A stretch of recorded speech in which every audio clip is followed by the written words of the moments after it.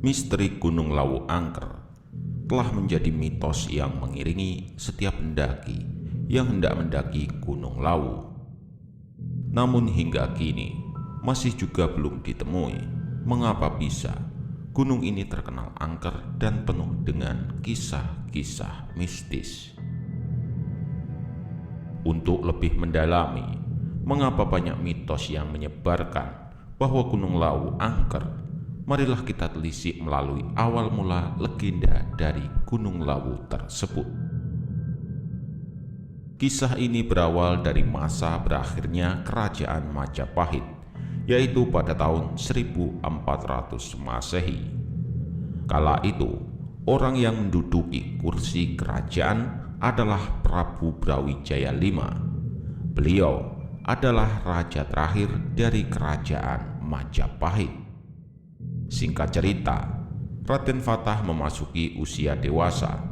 Bersamaan dengan meredupnya Kerajaan Majapahit, Raden Fatah pun mendirikan Kerajaan Demak yang berpusat di Gelagahwangi, yang sekarang lebih dikenal sebagai Alun-Alun Demak.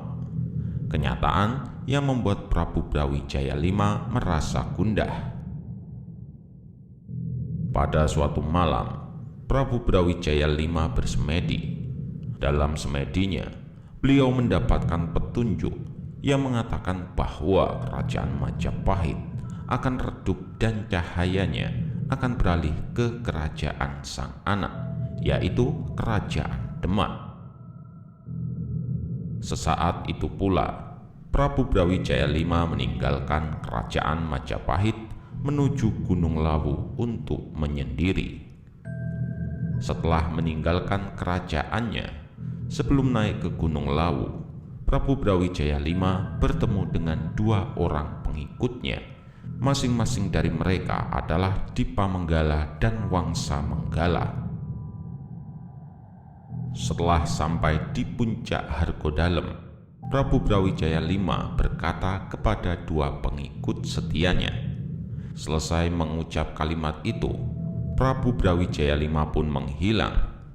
Hingga kini, jasad beliau pun tidak pernah ditemukan oleh siapapun alias moksa. Setelah Prabu Brawijaya V melakukan moksa atau menghilang, tersisalah dua pengikut setianya.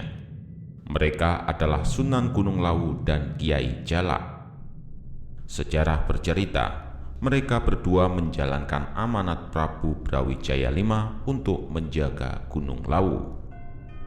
Dengan kesempurnaan ilmu yang mereka miliki, Sunan Gunung Lawu menjelma menjadi makhluk gaib dan Kiai Lawu menjelma menjadi seorang burung jalak berwarna gading. Kisah tentang burung jalak gading ini masih berlanjut hingga saat ini. Banyak orang percaya bahwa burung jalak gading sering muncul dan memberi petunjuk jalan menuju puncak Gunung Lawu kepada para pendaki yang memiliki tujuan baik. Sedangkan apabila pendaki memiliki niatan buruk, Kiai Jalak tidak akan merestui mereka. Akibatnya, para pendaki yang memiliki niatan buruk tersebut akan bernasib naas. Misteri Gunung Lawu angker kian diperkuat oleh adanya kehadiran pasar setan. Kabar ini sudah tidak asing lagi di telinga para pendaki. Sebuah pasar yang tak terlihat dengan kasat mata berada di jalur Candi Cetho, lereng Gunung Lawu, di sebuah lahan yang ditumbuhi ilalang. Berbicara tentang jalur Candi Cetho, sebetulnya jalur ini adalah jalur yang paling pendek dan cepat menuju puncak Lawu, karena perjalanannya dimulai dari ketinggian 1470 meter di atas permukaan laut. Akan tetapi, jalur pendek ini sekaligus menjadi jalur yang paling berbahaya. Sebab tanjakan-tanjakan di jalur ini sangat terjal, jurang-jurang menganga di pinggiran trek, dan kabut tebal yang sering turun membuat jarak pandang menjadi begitu pendek yang memperbesar risiko tersesat. Serta kepercayaan yang mengatakan bahwa jalur ini adalah perlintasan alam gaib dan kehadiran pasar setan. Oleh sebab itulah, mengapa jalur ini berbahaya dan tidak begitu favorit.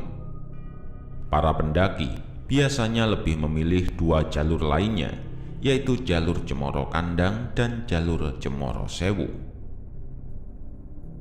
Sebagian pendaki mengaku pernah mendengar suara bising seakan berada di pasar saat melewati sebuah lahan tanah yang berada di lereng Gunung Lawu.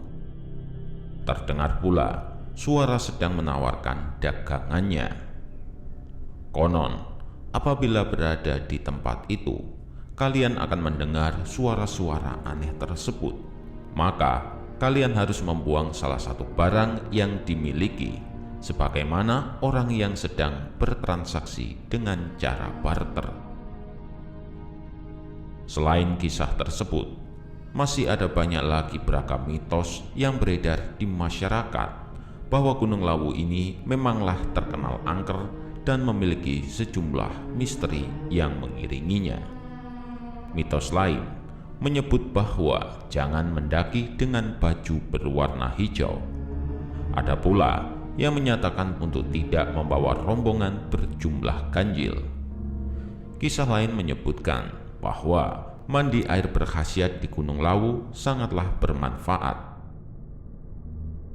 Terlepas dari segala misteri dan kekayaan mitos yang dimiliki oleh Gunung Lawu, hendaknya sebagai pendaki haruslah selalu waspada. Waspada di sini bisa berarti untuk terus selalu menjaga sikap selama naik gunung. Hal-hal sederhana seperti tidak berkata kasar, tidak berbuat senonoh, serta tidak membuang sampah sembarangan bisa jadi laku baik yang harus pendaki terapkan.